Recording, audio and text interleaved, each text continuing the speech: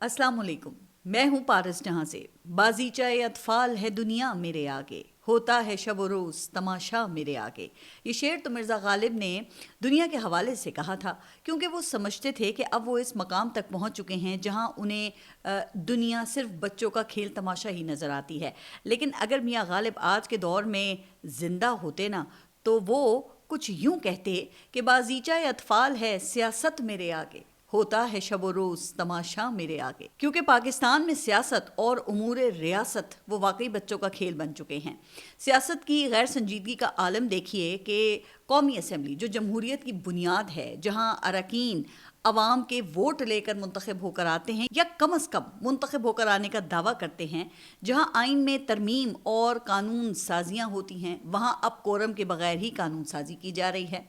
अब खबर के मुताबिक कल कौमी असम्बली के इजलास के दौरान स्पीकर ने कानून साजी का अमल शुरू कर दिया, जबकि अपोजिशन रुकन इकबाल आफरीदी मुसलसल कोरम पूरा न होने के हवाले से आवाज़ उठाते रहे। स्पीकर ने कहा कि एक बार कोरम की निशानदेही हो चुकी और गिनती भी हो चुकी है। अब स्पीकर की तरफ से इकबाल आफरीदी को माइक पर कोरम की निशानदेही करने की इजाज़त देने से गुरेज किया गया। ऐवान में उस वक्त 66 अरकान मौजूद थे, जबकि कोरम के लिए 86 अरकान की मौजूदगी ज़रूरी है। अच्छा, अपोजिशन रुकन इकबाल आफरीदी एहतजाजन वो ऐवान से वॉकआउट कर गए, जबकि JUIF ने कानून साजी की मुखालफत की। तो जनाब, अब ये बाजीचाए अतफाल नहीं है तो क्या है फिर? ये अरकान एक इलेक्शन पर करोड़ों रुपए खर्च करके आते हैं और फिर अवाम के टैक्स के पैसों से लाखों रुपए तनख्वाह के अलावा सफरी अखराजात, लॉजेस, मुफ्त बिजली, फ़ोन, इनके एयर टिकट्स और पता नहीं क्या क्या मरात ये लेते हैं। ये कानून साजी के वक्त भी ऐवान में आने की जहमत तक नहीं करते और फिर तनकीद से बचने के लिए इसी पार्लियामान से तौहीन पार्लियामान बिल भी मंजूर करवा लेते हैं। अब मेरा ये सवाल है कि क्या कानून साजी के वक्त भी कोरम पूरा ना होना ये तौहीन पार्लियामान नहीं है? क्या इन अरकान पर तौहीन पार्लियामान का कानून लागू नहीं होना चाहिए?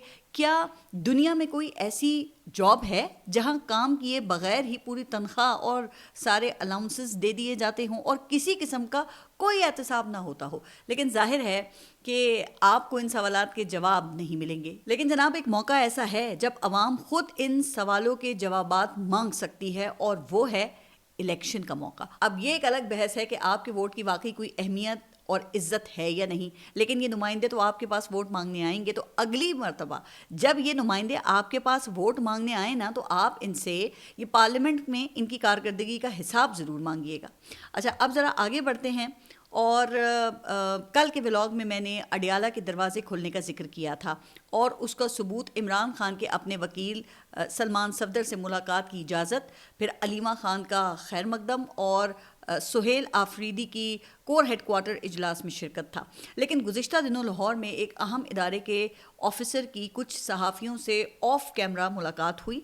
अब अगर ये मुलाकात ऑन द रिकॉर्ड होती तो फिर हम ये कह सकते थे कि DG ISPR ने लाहौर में सहाफ़ियों से मुलाकात की है, लेकिन चूंकि ISPR की तरफ से कोई प्रेस रिलीज़ नहीं है, लिहाजा हम ये अज्यूम कर सकते हैं कि ये किसी दिफाई इदारे के आला ऑफिसर की सहाफ़ियों से मुलाकात थी। अब जनाब, लाहौर के कई नामी गिरामी सहाफ़ी इस मुलाकात में मौजूद थे और इस मुलाकात के बाद जो खबरें सामने आई हैं उनसे मेरे कल के व्लॉग की तस्दीक हो जाती है। बल्कि इस मुलाकात से तो लगता यह है कि अडियाला के दरवाजे ही नहीं खुले, बल्कि ठंडी हवाओं की एक खिड़की भी मुस्तकिल खुल गई है और चंद दिन में वक्त बदल गया है और जज्बात बदल गए हैं।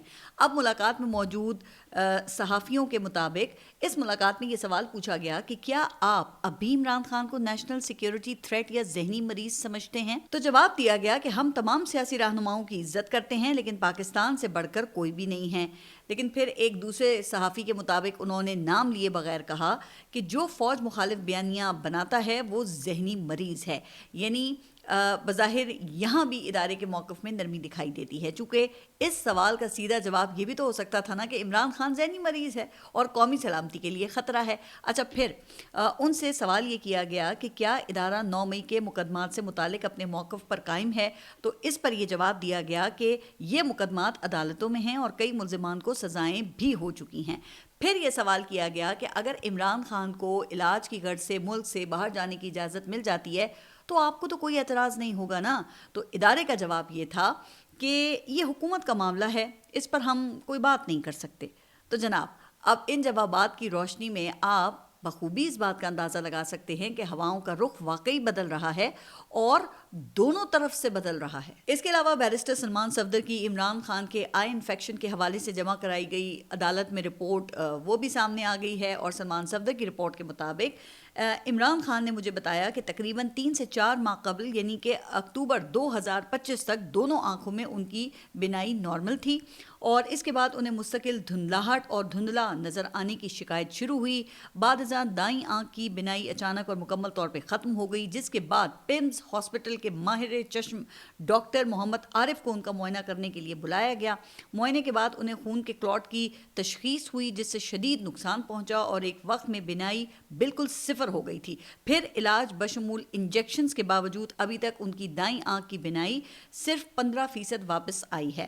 اگرچہ اب حکومت نے 16 فروری تک عمران خان کے دوبارہ معائنے کی یقین دہانی کرا دی ہے، مگر جناب یہ بڑی سنجیدہ صورتحال ہے۔ عمران خان کو فوری علاج کی ضرورت ہے اور اس میں کسی قسم کی کوئی کوتاہی کی گنجائش بھی نہیں ہے، کیونکہ ملک وہ کسی حادثے کا متحمل نہیں ہو سکتا اس وقت میں۔ اب میرا یہ خیال ہے کہ اس وقت ملک جن حالات کا شکار ہے، یہ اسٹیل میٹ کسی کے مفاد میں نہیں ہے۔ پاکستان کی اسٹیبلشمنٹ سے لڑنا یہ کسی بھی سیاسی جماعت کے مفاد میں نہیں ہے نا، اور اسٹیبلشمنٹ کے لیے بھی یقیناً کسی مقبول لیڈر کے ساتھ محاذ آرائی وہ ملک کے مفاد میں نہیں ہے۔ اس کا نتیجہ آج ہم یہ دیکھ رہے ہیں کہ تمام خارجہ پالیسی اور دفاعی کامیابیوں کے باوجود ابھی تک پاکستان میں نہ کوئی سرمایہ کاری آ سکی ہے اور نہ ہی کوئی بڑی معاشی کامیابی ہمیں حاصل ہو سکی ہے۔ اب پاکستان چیمبر آف کامرس سے لے کے ایپٹما کے جو رہنما ہیں وہ آپ دیکھ لینا کہ چیخ چیخ کر یہ کہہ رہے ہیں کہ پاکستان میں انڈسٹری بند ہو رہی ہے اور یہاں کاروبار تباہ ہو رہا ہے، اس لیے جتنی جلدی ہماری ریاست اپنی آنکھیں کھول لے اچھا ہے، بہتر ہے۔ بہرحال مجھے لگتا ہے کہ اگلے چند ہفتوں میں یا اگلے چند ماہ میں عمران خان کی رہائی کا امکان بھی پیدا ہو سکتا ہے۔ تو اب دیکھنا یہ ہے کہ اس کے لیے فضا کس طرح پھر بنائی جاتی ہے، کیونکہ جناب ریاست اور سیاست چاہے تو سب کچھ ممکن ہے۔ یہاں اچانک پلیٹلیٹس اس حد تک گر جاتے ہیں کہ جان کا خطرہ پیدا ہو جاتا ہے۔ اب 8 ہفتوں کی آپ نے دیکھا تھا نا کہ وہ ضمانت مل جاتی ہے، بیرون ملک روانگی ہو جاتی ہے اور پھر شان کے ساتھ کلین چٹ لے کر واپسی ہوتی ہے۔ لیکن اب ظاہر ہے کہ حکومت تو ان خبروں کی تردید ہی کرے گی۔ ویسے کیا خیال ہے کہ اس قسم کی پیش رفت تو موجودہ حکومت کے لیے ڈیتھ وارنٹ ہی ہوگی؟ عمران خان کی اسٹیبلشمنٹ سے لڑائی ہی موجودہ حکومت کے لیے آکسیجن ہے۔ اچھا، اب رانا ثناء اللہ یہ فرماتے ہیں کہ پاکستان تحریک انصاف میں عملی طور پہ -1 ہو گیا ہے، پی ٹی آئی نے عمران خان کی سیاست کو ترک کر دیا ہے، پی ٹی آئی کی 8 فروری کی کال وہ بری طرح سے ناکام ہو گئی ہے۔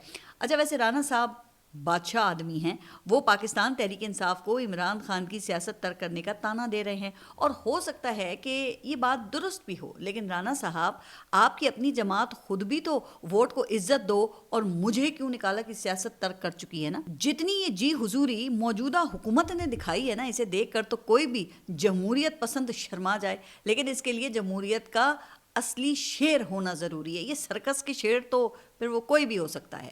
وہ ایک مشہور واقعہ ہے نا کہ کسی مشاعرے میں ایک نئے نویلے شاعر اپنا بے وزن کلام پڑھ رہے تھے۔ اکثر شعراء آداب محفل کو ملحوظ خاطر رکھتے ہوئے خاموش تھے، لیکن جوش ملی آبادی وہ پورے جوش و خروش سے ایک ایک مصرے پر داد و تحسین کی بارش فرما رہے تھے، واہ واہ کیے جا رہے تھے۔ ساتھ ہی بیٹھے ایک شاعر نے ان سے پوچھا کہ قبلہ یہ آپ کیا کر رہے ہیں؟ جوش صاحب نے بہت سنجیدگی سے جواب دیا، دکھائی نہیں دیتا، منافقت کر رہا ہوں، اور اس کے ساتھ ہی وہ پھر واہ واہ اور مکرر کہنے میں مگن ہو گئے۔ تو جناب رانا ثناء اللہ صاحب، آپ کی اپنی جماعت بھی تو یہ منافقت ہی کر رہی ہے نا۔ آپ کو تو یہ بھی علم نہیں ہے کہ محسن نقوی اور فیصل وافڈہ آپ کی جماعت میں نہ ہوتے ہوئے بھی آپ کے ووٹوں سے سینیٹرز یہ کیسے بن جاتے ہیں؟ محسن نقوی وفاقی وزیر داخلہ کیسے بن جاتے ہیں؟ چونکہ آپ خود فرماتے ہیں نا کہ محسن نقوی کی بھئی مہربانی ہے کہ انہوں نے وزیر داخلہ بننا پسند کیا، ورنہ اگر وہ چاہتے تو وزیر اعظم بھی بن سکتے تھے۔ رانا صاحب ذرا بتائیے گا کہ آپ کے بانی رہنما نے یہ آخری مرتبہ ووٹ کو عزت دو کا نعرہ یہ کب لگایا تھا؟ ارے نعرہ لگاتے ہوئے تو برسوں بیت گئے، یہی بتا دیں کہ یہ انہوں نے آخری بار کوئی پریس کانفرنس یا کوئی عوامی انٹریکشن کب کیا تھا؟ ہاں، بسنت پر ان کی تصاویر ضرور سامنے آئی تھیں، لیکن ظاہر ہے کہ وہ تصاویر عوامی نوعیت کی نہیں بلکہ نجی نوعیت کی تھیں۔ تو اب آپ ہی بتائیے کہ آپ کی جماعت جو کئی ناپسندیدہ معاملات کے باوجود واہ واہ اور داد و تحسین کے ڈونگرے برسا رہی ہے، یہ منافقت نہیں ہے تو پھر اور کیا ہے؟ اب آپ کو معلوم ہے کہ یہ 2 روز پہلے وزیر اعلیٰ پنجاب مریم نواز نے frontier constabulary headquarters Balochistan کا دورہ کیا، اور اس موقع پر جوانوں سے خطاب کرتے ہوئے انہوں نے کہا کہ چند ماہ قبل پتہ چلا کہ ایف سی کو فنڈ کی ضرورت ہے، بلوچستان تنہا نہیں، ہم سب اس کے شانہ بشانہ ہیں، ایف سی کی معاونت کے لیے 10 ارب روپے دینے کا اعلان کرتی ہوں۔ ویسے جناب بادی النظر میں تو یہ بڑا بہترین اعلان ہے، کیونکہ ہمارے جوان تو واقعی شہادتیں دے رہے ہیں اور ان کو فنڈز کی بھی ضرورت ہے، لیکن جس طریقے سے اعلان کیا گیا وہ واقعی شاہانہ ہے۔ اب یہ درست ہے کہ اس وقت پنجاب میں امن و امان کی جو صورتحال ہے وہ ہمارے دیگر صوبوں کی نسبت کافی بہتر ہے، لیکن عثمان بزدار کے یہ 3.5 سال آپ نکال دیں تو مسلم لیگ نون پنجاب میں 2008 سے حکمران ہے، اور یہ ابھی تک پنجاب پولیس میں اصلاحات نہیں کر سکے ہیں۔ یہ ابھی 2 روز پہلے ہی کاہنا کے علاقے میں ایک پولیس چوکی پر شہری کو زنجیروں سے باندھ کر رکھنے کی ویڈیو سامنے آئی، جس کے بعد پھر نئے آئی جی پنجاب عبدالکریم نے سخت نوٹس لیتے ہوئے فوری کارروائی کے احکامات جاری کر دیے۔ پنجاب حکومت ابھی تک پنجاب پولیس میں اصلاحات کا دعویٰ کر رہی ہے۔ ابھی چند ہفتے پہلے آپ کو یاد ہوگا کہ وزیر اعظم شہباز شریف نے بیوروکریسی میں اصلاحات کا فیصلہ کیا تھا۔ اب مسلم لیگ نون جب بھی بیوروکریسی یا پھر پولیس میں کسی قسم کی اصلاحات کا اعلان کرتی ہے نا تو مجھے ہنسی آتی ہے۔ آپ لوگ مختلف اوقات میں نسل در نسل حکومت میں ہیں، لیکن ابھی تک آپ بنیادی اصلاحات نہیں کر سکے۔ بس یہ خبر آتی ہے فلاں محکمے میں اصلاحات شروع کر دی گئی ہیں، فلاں میں اصلاحات کا سلسلہ تیز ہو گیا ہے۔ ستم ظریفی یہ ہے کہ پنجاب میں امن و امان قائم رکھنے کے لیے آپ کو سی سی ڈی جیسا ادارہ قائم کرنا پڑا، جو ماورائے عدالت قتل کر کے جرائم کا مکو ٹھپنے کی کوشش کر رہا ہے۔ اس محکمے سے جرائم کم بھی ہوئے ہیں، لیکن بتایا یہ جاتا ہے کہ کتنے بے گناہ بھی انکاؤنٹر کی نظر ہو گئے ہیں، اور کہا یہ جاتا ہے کہ یہ راز کبھی ہواؤں کا رخ بدلا تو کھلے گا اور آپ اپنے کانوں کو ہاتھ لگائیں گے۔ اور مریم صاحبہ کی اعلیٰ ظرفی ہے کہ آپ میڈیا کے سامنے ایف سی کے لیے 10 ارب روپے کے فنڈ کا اعلان کر رہی ہیں۔ اچھا، وہ کچھ روایات میں منقول ہے کہ وہ کسی گاؤں میں ایک بچڑا کسی دیگچے میں سر پھنسا لیتا ہے، گھر والے بڑی کوشش کرتے ہیں کہ یہ پھنسا ہوا سر دیگچے سے کسی طرح باہر نکل آئے، مگر وہ ناکام رہتے ہیں۔ تو وہ کسی نے آواز لگائی کہ بابا رحمتے کو بلا لیا جائے۔ اب بابا رحمتے کا ذکر آپ سابق چیف جسٹس ثاقب نثار کی تقاریر میں تو سن ہی چکے ہوں گے نا۔ بابا رحمتے نے بہت دھیان کے ساتھ بچھڑے اور دیگچے کے معاملے کو تمام طرف سے گھما گھما کر دیکھا اور بولا کہ اس کو باہر نکالنے کا اب صرف ایک ہی طریقہ ہے کہ بچھڑے کا سر کاٹ دیا جائے۔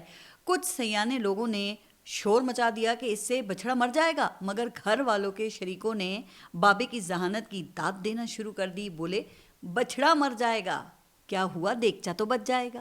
نتیجہ یہ نکلا کہ بچھڑے کی گردن کاٹ دی گئی، مگر جو مسئلہ تھا وہ جوں کا توں تھا کہ سر ابھی بھی دیگچے میں ہی پھنسا ہوا تھا۔ بابے کا اگلا فیصلہ یہ تھا کہ دیگچے کو بھی توڑ دیا جائے، اور یوں راوی روایت کرتا ہے کہ دیگچا توڑ کر بچھڑے کے کٹے ہوئے سر کو باہر نکال دیا گیا۔ تو والد و چاچا کے بعد اب مریم نواز وزیر اعلیٰ بننے کے بعد اصلاحات کی بات کر رہی ہیں۔ تو اس کا مطلب یہ ہے کہ ابھی تک آپ بچھڑے کا پھنسا ہوا سر دیگچا توڑ کر نکالنے کی کوشش کرتے رہے ہیں، اور نتیجہ یہ نکلتا ہے کہ نہ بچھڑے کا سر سلامت رہتا ہے اور نہ ہی دیگچا بچ پاتا ہے۔ خیر، آگے بڑھتے ہیں اور قومی اسمبلی کے حوالے سے ایک اور خبر ذرا شامل کرتے ہیں۔ محمود خان اچکزئی جو کہ اپوزیشن لیڈر ہیں، ان کی اور وزیر دفاع خواجہ آصف کے درمیان گھمسان کا رن پڑ گیا ہے۔ محمود خان اچکزئی کے نظریات سے تو آپ سبھی بڑی اچھی طرح واقف ہیں۔ محمود خان اچکزئی اکثر پاکستان مخالف گفتگو کرتے رہتے ہیں، اور ان کی ہمدردیاں وہ ہمیشہ پاکستان سے زیادہ افغانستان کے ساتھ رہی ہیں۔ اچھا، اب پچھلے دنوں انہوں نے پاک فوج کو 4 اضلاع کی فوج کہہ دیا، واقعی جو انتہائی یہ قابل مذمت بات تھی۔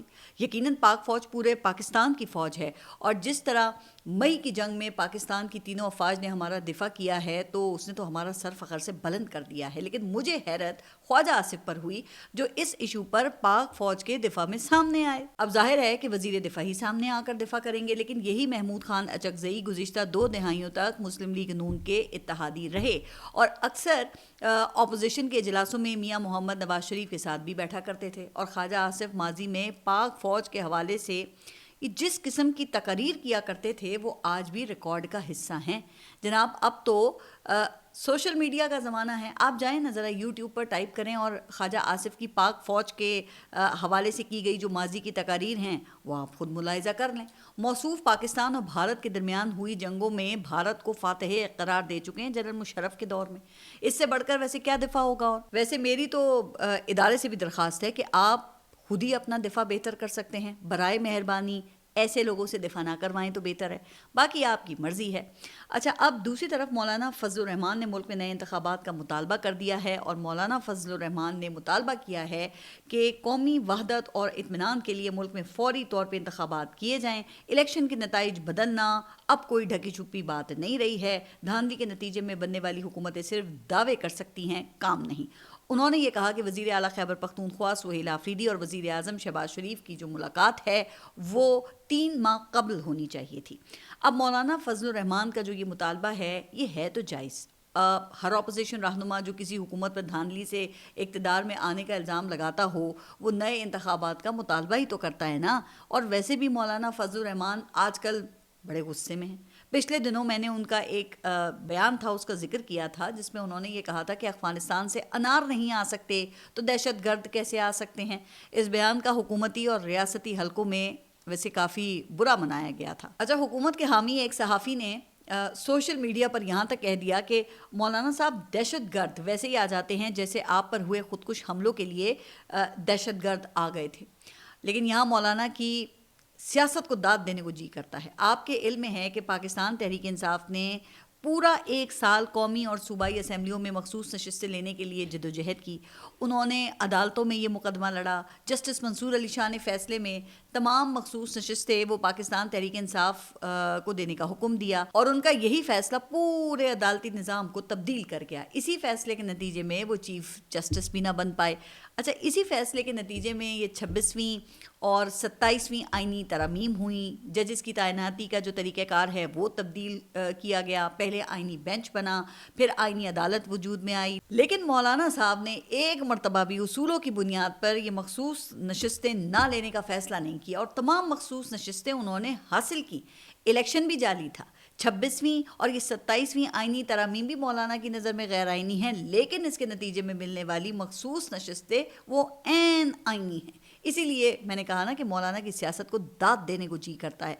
वाकई पाकिस्तान में इनके पाए का तो कोई और सियासतदान ही नहीं है। अब एक और ख़बर के ऊपर बात कर लेते हैं और ये ख़बर है वज़ीर आज़म शहबाज शरीफ के तूफ़ानी किस्म के बैरून मुल्क दौरों की कि उसका भी शेड्यूल सामने आ गया है। और ज़राए का कहना यह है कि वज़ीर आज़म 15-16 फरवरी को ऑस्ट्रिया के शहर वियना जाएंगे, जहां वियना में ऑस्ट्रियन क़यादत से मुलाकात और बातचीत का दौर होगा। वज़ीर आज़म वियना से निजी दौरे पर 2 रोज़ के लिए फिर लंदन जाएंगे। शहबाज शरीफ लंदन से 18 फरवरी को वाशिंगटन के लिए रवाना होंगे। अब बड़े भाई और कायद से मुलाकात भी तो ज़रूरी है ना। जाती उम्रा ना सही, लंदन में ही सही, लेकिन मुलाकात तो होनी चाहिए। अच्छा, इसके अलावा वज़ीर आज़म 19 फरवरी को वाशिंगटन में गज़ा बोर्ड ऑफ पीस के पहले बाज़ाब्ता इजलास में भी शिरकत करेंगे। और इसके अलावा फिर 20 फरवरी को वज़ीर आज़म शहबाज शरीफ की अमरीकी सदर ट्रंप से 2 तरफ़ा मुलाकात का इम्कान है। अच्छा, ये अभी तक कन्फर्म नहीं है कि CDF field marshal Asim Munir इन दौरों या मुलाकातों का हिस्सा होंगे या नहीं होंगे। अगर वो जा रहे हैं तो मेरी उनसे एक दरख्वास्त ये है कि खुदारा वज़ीर आज़म साहब को ट्रंप को ये तीसरी मरतबा नोबेल इनाम के लिए नामज़द करने से रोकिएगा, क्योंकि एप्स्टीन फाइल्स के शाया होने के बाद दुनिया में ट्रंप की नापसंदीदगी में मज़ीद इजाफा हुआ है। और फिर अब तो ट्रंप ने भारत का ट्रेड टैरिफ वो 50% से कम करके 18% कर दिया है। और ट्रंप और मोदी एक दूसरे की بڑی تعریفیں بھی کر رہے ہیں۔ اس لیے وزیر اعظم کو ٹرمپ کی تعریفیں ذرا اب سوچ سمجھ کر کرنی ہوں گی۔ تو دیکھتے ہیں کہ اس مرتبہ ہمارے وزیر اعظم پھر کیا گل کھلاتے ہیں۔ اچھا، آج بنگلہ دیش میں الیکشن کے لیے پولنگ کا دن تھا اور آج وہاں پرامن طریقے سے پولنگ ہوئی، اور آپ کے علم میں ہے کہ اگست 2024 میں طلبہ تحریک کے نتیجے میں شیخ حسینہ واجد کی حکومت ختم کر دی گئی تھی اور نوبیل انعام یافتہ ڈاکٹر محمد یونس عبوری حکومت کے سربراہ بن گئے تھے۔ شیخ حسینہ واجد اس وقت بھارت میں پناہ گزین ہیں اور بنگلہ دیش میں ان کی جماعت عوامی لیگ پر پابندی ہے۔ صرف 1.5 سال پہلے تک وہ بنگلہ دیش کی مطلق العنان حکمران تھیں۔ اس وقت جماعت اسلامی اور بنگلہ دیش نیشنل پارٹی کے درمیان مقابلہ ہے اور یہ دونوں ہی پرو پاکستان سیاسی جماعتوں کے طور پہ جانی پہچانی جاتی ہیں۔ تو اب دیکھتے ہیں کہ پھر کیا نتیجہ نکلے گا، اس حوالے سے بھی آپ کو انشاءاللہ اپڈیٹ کریں گے۔ آپ سب اپنا خیال رکھیے اور اگلے ولاگ تک کے لیے اللہ حافظ۔